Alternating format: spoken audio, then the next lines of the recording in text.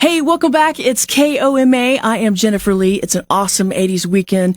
Don Henley there and Dirty Laundry. And my favorite time of the 80s day, it's when Noble McIntyre of McIntyre Law comes in and we talk about the 80s. Wow, that was my era. It's a golden era. I feel bad for kids today listening to the music versus what we had. I mean, we had such a good run of music and musicians and artists in the 80s. They have no idea. No idea. None at all. None at all. Let's get an update on your shoulder and your elbow. How are we doing? The elbow is still problematic. The shoulder feels a lot better. Obviously, I still have that broken piece in there. I'm not going to get surgery. I'm just going to tough it out. But every time I go to rest my elbow on something, because it was broken too, it's not fully healed yet. And so I will rest it on a table, and it gets my attention. The only good thing about the elbow and the shoulder is we're coming into the nicer part of the year. We're coming into golf season. I have a built-in excuse. So when I don't play well, I can say, God, my shoulder is just killing me. Even if it's not, they don't know. So I'm ready to go. I'm ready to roll and use this to my advantage. Hey, that's a perfect excuse. I'm going to do it too. All right. Trust Well, me. I'm glad you're feeling a little bit better Thank you. anyway, even though you won't say it. I'm fine. Okay. All right. Well, you just got to see the Eagles at the Sphere in Vegas. Speaking of Don Henley. It's like if you've ever flown international first class, you don't ever want to sit and coach again. Yeah. Once you've gone to a concert in the Sphere in Las Vegas, which is 18,000 seats with 178,000 speakers. It's interactive. It's not just listening to the songs. It's played out in front of you on the big screen inside the Sphere. You never want to see a concert any other way. I can't even go into a description to describe how amazing and how good it is. I'm 55 years old. I've seen a lot of concerts. Hands down, the best concert venue and the best best experience I've ever had in a concert ever. Wow. We got to send a listener too, and he had a lot of fun. Oh, it's absolute blast. Now, I've been to the Sphere one other time when it first opened. Somebody had taken me, but it wasn't a concert. It was just kind of this movie called Postcards from Earth. I didn't enjoy that because it's like going to, the movie theater. What's the movie theater where they IMAX. Yeah. I can do that anytime. It was not a different experience. But for a concert venue, it was so much different. The chairs are shaking because of the noise. Everybody's having a great time, and it was amazing. So if you ever get a chance to do that, I highly encourage it because it's a great experience. We'll put that on the bucket list for sure. It'll be great. And speaking of concerts, my first concert was in the 80s. It was 1987. It was Mr. and Heart. Wow. And that changed everything. I was 13. What about you? First concerts? It was before it was John Cougar Mellencamp. It was just John Mellencamp. Oh, right. Way back when. And so he came to...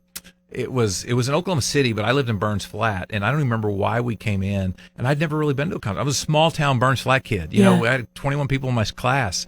We didn't really go to concerts and do stuff. And so for that to be your first experience, and that's why I love the song Jack and Diane. I mean, it's the first artist I ever saw. That song came out when I was a teenager. Had a great experience, so that was my first real concert. And it changed everything. It was probably at the Marriott, the old Marriott. Yeah, the old Marriott, which now we're tearing down. I know. We're going to tear that thing down after all that. All the basketball games that are played there, hockey games that are played there, concerts, rodeos. Right. And it's just part of Oklahoma history. It's time. I mean, the building has run its course, but I think there's it must be hundreds of thousands of Oklahomans that have memories in that building. I'm sure Elvis played there, I believe. Really? I would not be surprised at all. Yes. So, yeah, just to see that kind of, that iconic area go away is going to be a little sad, but you don't develop the same, like today, Thunder playing the Paycom. We're building a new one. That Paycom's only 20 years old. I think we're going to tear it down. Yeah. But nobody's going to have those same memories like we did in the Myriad. What did it become? It was called the Myriad, then it became something else. The Cox Center. And then it was Prairie Surf. Okay. They did films and stuff. And now they're going to tear it down. Oh, man. I went to so much stuff in there. They would have a circus in there. Remember when you were a kid? The circus would be in there. We saw the Ringling Brothers I did too. in the Myriad. In the Myriad. I was they probably... would haul all the dirt in, get on the floor. I saw hockey games in there. Oklahoma City had a professional hockey team. Blazers? Is that what we were? Blazers. I remember the Blazers. Used to play in there. So, but that's where I saw my first concert. Man, well, at least they can't take away our memories. No, not a chance. Not until I get dementia. I'm going to try. I'm going to try not to cry.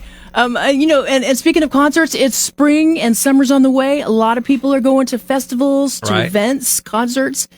There's a great big one in Stillwater this weekend. Okay. So I'm wondering if you get hurt at those, who's liable? It depends on how the injury occurred. So a lot of injuries at outdoor events and venues are people that step into a hole, twist an ankle, break a leg, break an ankle because they're walking, they're not paying attention. Maybe they've been drinking and it's a fall injury. The venue is only going to be responsible for a fall injury if they've done something where they knew or should have known that was going to lead for a fall. For instance, they dug a trench because they put up a fence and then they didn't mark it, and you stepped into this trench because you didn't see it, versus you're just walking along and you trip over a tree root. They don't have a duty to say, hey, watch every tree root, don't trip and fall. So it's only going to be if the venue did something or did not fix something that they knew would possibly lead to an injury. So that's the only time for that type of an injury. Right. And there have been concerts that the stage fell down. And that's people a whole were different. crushed. Yeah, you've had stages up and the storms come in, and it causes it to collapse. Well, in that situation, the concert venue is responsible. They knew the weather was coming in. They elected to continue to go forward, and people got hurt. And there's been some injuries and some deaths occur from some of that. So in that case, that would be the venue's responsibility, and they carry insurance for that. They may not carry enough if too many people are hurt or killed, but they have insurance for those type of settings. All right, so just watch yourself at concerts. Be careful all the time. Be careful all the time. Be careful. I remember so many at the Zoo Amphitheater. So many. And it's dark when they're over and you're kind of walking and you don't know what's going on. Or you've been drinking or whatever. All right. Thank you, Noble McIntyre. Hey, thanks for having me. McIntyre Law, as always. Hey, what's your phone number? 405-777-7000. All right. Thanks, Noble. Appreciate it.